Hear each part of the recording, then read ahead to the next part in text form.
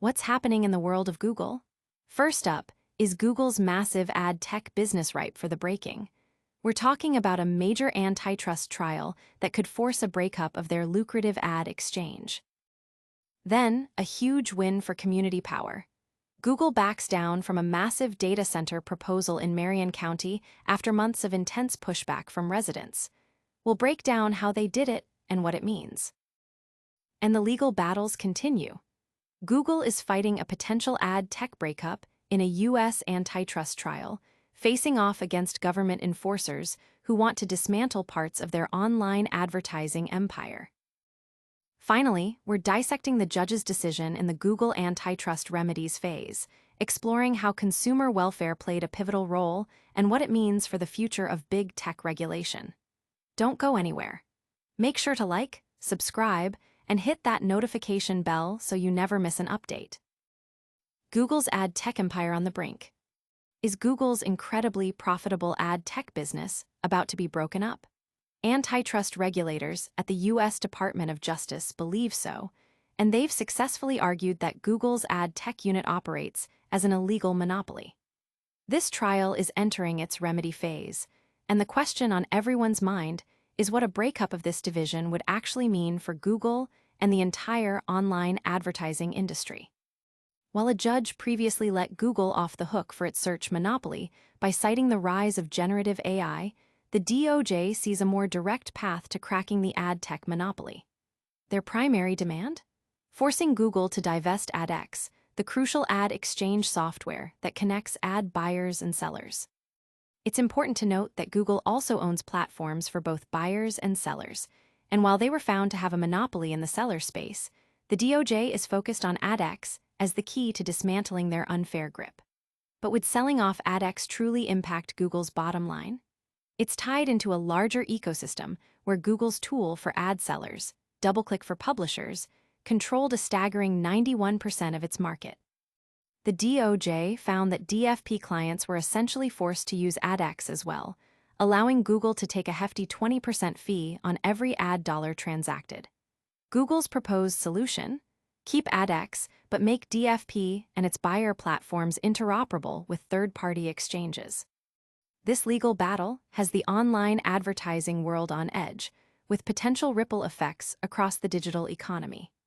Industry analysts are closely watching to see if this is the beginning of a major shift in how online advertising operates.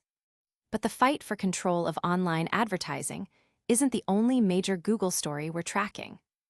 Next, we're heading to Marion County, where a community's powerful stand has forced Google to rethink its plans for a massive new development. Community power prevails. Google halts Marion County data center.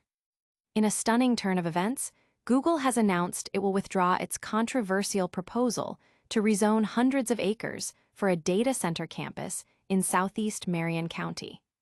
This decision comes after months of fierce opposition from residents who feared the project would negatively impact their quality of life.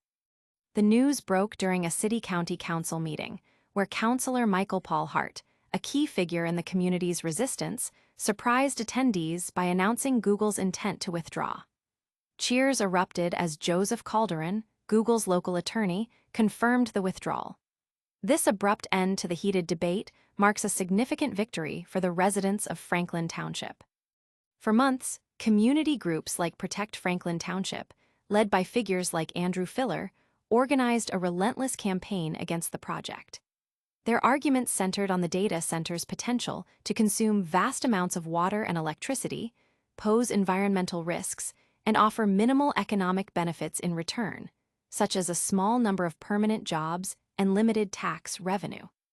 Despite meetings with city leaders and Google representatives, the residents remained steadfast in their opposition. Data centers, crucial for storing and processing digital information, are rapidly expanding due to the rise of AI and increasing data storage demands. Indiana has become a prime location for such developments, thanks to tax incentives and available land. While Google has a data center under construction in Fort Wayne, this withdrawal in Marion County highlights the growing power of community organizing against large-scale tech developments. Residents like Meredith Sharp expressed overwhelming joy, while Filler cautioned vigilance, noting Google could refile a petition in 3 months. This incredible display of local activism shows the power of collective action. But don't think for a second that Google is backing down from all legal challenges, because the fight over its ad tech business is far from over. Google's ad tech showdown, antitrust trial intensifies. Google is locked in a high-stakes battle in a U.S. antitrust trial, fighting to prevent a forced sale of a significant portion of its online advertising business. The trial, which began in Alexandria, Virginia, pits the tech giant against U.S. antitrust enforcers who are pushing for a drastic restructuring of Google's ad tech operations. The Justice Department is not only seeking to break up Google's AdX platform, but also wants to make the underlying auction mechanism open source. Julia Tarver Wood, an attorney for the DOJ's Antitrust Division, argued that selling AdX is essential to restoring competition, a move that follows a ruling by U.S. District Judge Leonie Brinkema.